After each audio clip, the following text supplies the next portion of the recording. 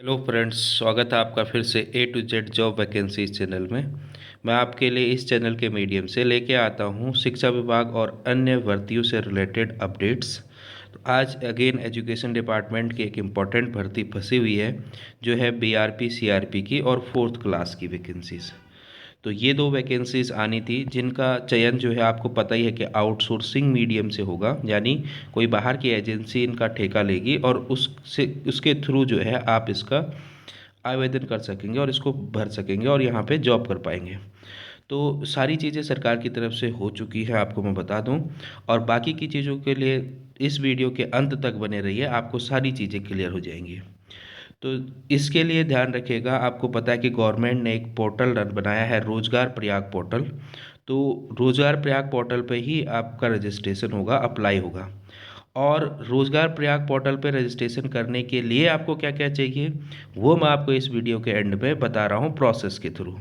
तो आप इस वीडियो को पूरा देखिए और इस वीडियो में आपको बहुत सारी चीज़ें आपकी क्लियर हो जाएंगी। तो चलिए स्टार्ट करते हैं। सबसे पहले तो ये देखिए कि रोज़गार पोर्टल में जो है आपके पास एक अभी अभी कुछ दिन पहले, एक दो दिन पहले ही वैकेंसी आई है। और ये है आपके पास राष्ट्रीय गोकुल मिशन योजना के अंतर्गत वित्त पोषित national digital life stock mission NDLM के हेतु, जो आपके पास राजकीय पशु चिकित्सालय होते हैं उस पर डाटा एंट्री की पोस्ट। तो ये जो है आपके पास यहाँ पे डाटा एंट्री की पोस्ट की वैकेंसी आई है। ये भी आपके पास इसी रोजगार पोर्टल के थ्रू है। इसका क्राइटेरिया देखिए, 18 से 35 है, कंप्यूटर टाइपिंग, MS ऑफिस चलाना, और ये सारी चीज़ें आपको आनी चाहिए। तो ये यहाँ पे दिया गया है आपके पास। अब इस पोर्टल से क्या होगा, देखिए यहाँ से वैकेंसी भरी जाएंगी। इनका मानदेय के बारे में भी यहाँ पूरा है। तो जैसे ही आप पोर्टल को खोलेंगे तो आपको ये इन्फॉर्मेशन यहाँ मिलेगी। तो एक्चुअल में ये जो पोस्ट है आपके पास 253 डाटा एंट्री ऑपरेटर्स की पोस्ट है, वेटनरी हॉस्पिटल्स में, जो पशु चिकित्सालय होते हैं उसमें, उसके अंदर जो है पोस्ट भरी जाएंगी। और उनकी सैलरी है, PF है, ये सारी चीज़ें यहाँ पे मैंशनड है। अब इसके बारे में जो है 9 तारीख को डिटेल नोटिफिकेशन जारी हुआ है। कुल रिक्तियाँ कितनी हैं, क्या क्या क्वालिफिकेशन है, और जो प्रकृति है वो थर्ड पार्टी का मतलब हो गया, आउटसोर्सिंग से होगा। एज क्राइटेरिया देखिए 35 मांगा हुआ है। उत्तराखंड के समस्त जनपद अप्लाई कर सकते हैं। तो ये सारी चीज़ें हैं। अब इससे हमारे BRP CRP भर्ती और फोर्थ क्लास भर्ती का क्या रिलेशन है, ये जानते हैं अब आगे की बातों में। तो देखिए आपको पता होगा, माध्यमिक विद्यालय में विशेष शिक्षक के 285 पद जो है वो भरे जा रहे हैं। डॉक्टर धन सिंह रावत ने यह घोषणा की है। अब प्राथमिक संवर्ग में भर्ती वैसे ही चल रही है 480 की। तो ये सारी चीज़ें हैं, लेकिन उन्होंने कल के बयान में अपने किसी भी तरह से BRP CRP की बात नहीं की है।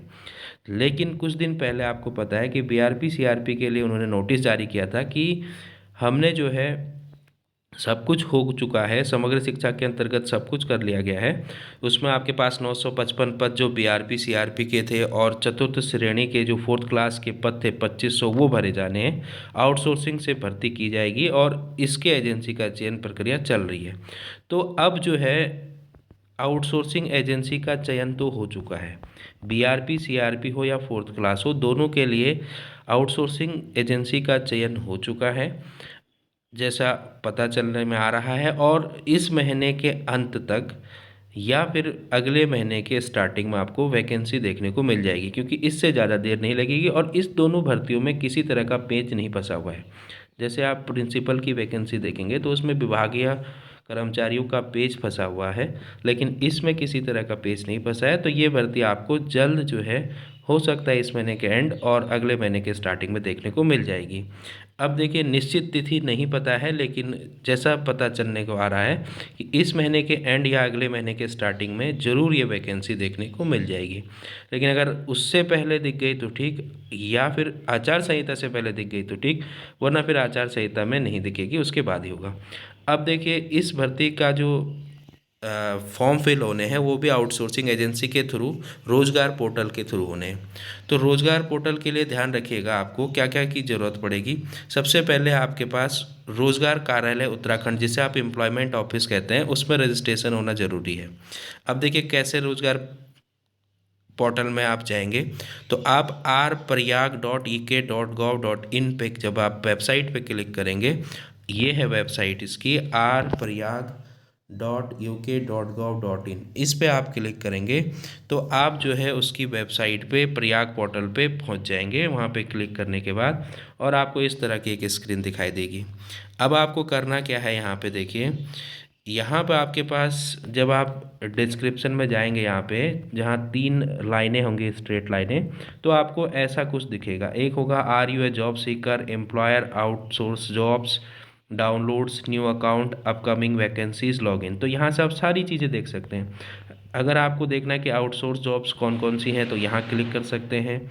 अपकमिंग वैकेंसीज कौन कौन सी है तो यहाँ क्लिक कर सकते हैं। न्यू अकाउंट में आपको जाना पड़ेगा अगर आपको रजिस्टर करना है। तो मेरा सजेशन ये है कि आप वैकेंसी आने से पहले ही अपने आप को इस रोज़गार पोर्टल पर रजिस्टर कर लीजिए। अब देखिए, रोज़गार पोर्टल पर रजिस्टर करने के लिए पहले आपको उत्तराखंड रोज़गार कार्यालय में आपका नाम होना चाहिए, सेवा योजना कार्यालय जिसे कहते हैं, एम्प्लॉयमेंट ऑफिस। क्योंकि जैसे ही आप न्यू अकाउंट में यहाँ क्लिक कर रहे हैं तो यहाँ पे न्यू अकाउंट में क्लिक करने के बाद आपको कुछ ऐसा दिखेगा और यहाँ पर आपके पास ऑप्शन आएगा, are you already registered with any employment office. अब जैसे आप यहाँ पे यस करेंगे तो आपका फॉर्म खुलेगा, नो करेंगे तो यहाँ पे नो करने के बाद आपको बताया जाएगा कि आपको पहले रजिस्टर्ड करना होगा। तो आप जो है एम्प्लॉयमेंट ऑफिस में रजिस्ट्रेशन कर लीजिए। कोई भी वैकेंसी चाहे वो आउटसोर्सिंग से भरी जाएगी, उसके लिए भी किसकी ज़रूरत होगी, एम्प्लॉयमेंट ऑफिस में आपका नाम होना चाहिए। उसको आप भर लीजिए। वो आप क्या कर सकते हैं, किसी भी साइबर कैफ़े में जाके ऑनलाइन अप्लाई कर सकते हैं, खुद से भी अप्लाई कर सकते हैं। रोज़गार पोर्टल में केवल उसी का रजिस्ट्रेशन होगा जो आपका एम्प्लॉयमेंट ऑफिस में होगा। अब जैसे ही आप यस पे क्लिक करते हैं तो उसके बाद आपको अगले पेज में दिख जाएगा आपका डेटा भरने का form. Job seekers, are you already in job, ये सारी चीज़ें डिटेल्स आप भरेंगे, सबमिट कर देंगे तो आपका रोज़गार पोर्टल पे आईडी जनरेट हो जाएगी। और जैसे ही आपका रोज़गार पोर्टल पर आईडी जनरेट हो जाएगी, लॉगिन आईडी मिल जाएगी, तो जब भी वैकेंसी आएंगी तो तब आप अप्लाई कर सकते हैं। तो यानी बीआरपी सीआरपी की भर्ती इस महीने के एंड या अगले महीने के स्टार्टिंग में आने के चांसेस हैं। देखिए, कोई कंफर्म डेट अभी तक नहीं पता चली है और ऐसा भी नहीं पता चल रहा है कि कहाँ से पता लगेगा, क्योंकि ये जो भर्ती है ये आउटसोर्सिंग से होनी है। किसी आयोग के थ्रू होती तो आयोग में पता कर लिया जाता, आयोग को मेल कर लिया जाता तो वहाँ से पता लग जाता। लेकिन आप अगेन मैं आपको कह रहा हूँ कि ये भर्ती तो एक ऐसी भर्ती है जो केवल जो है मेरिट बेस पे होनी है। तो इसमें आपका एग्ज़ाम नहीं होना है, इसके लिए आपको प्रिपरेशन नहीं करनी होती है। तो आप जिस एग्ज़ाम की प्रिपरेशन कर रहे हैं उस पर लगे रहिए। ये भर्ती जब भी आएगी मैं आपको अपडेट कर ही दूंगा। और आप पहला काम ये कर लीजिए कि रोज़गार पोर्टल पे अपना रजिस्ट्रेशन कर लीजिएगा। अगर आपको कोई इशू आता है रोज़गार पोर्टल पर रजिस्ट्रेशन करने में तो आप कमेंट बॉक्स में कमेंट में पूछ सकते हैं। अगर आप चैनल के साथ नए हैं तो चैनल को सब्सक्राइब कीजिए और चैनल को ज़रूरतमंद लोगों तक शेयर ज़रूर कीजिए। Thanks for watching.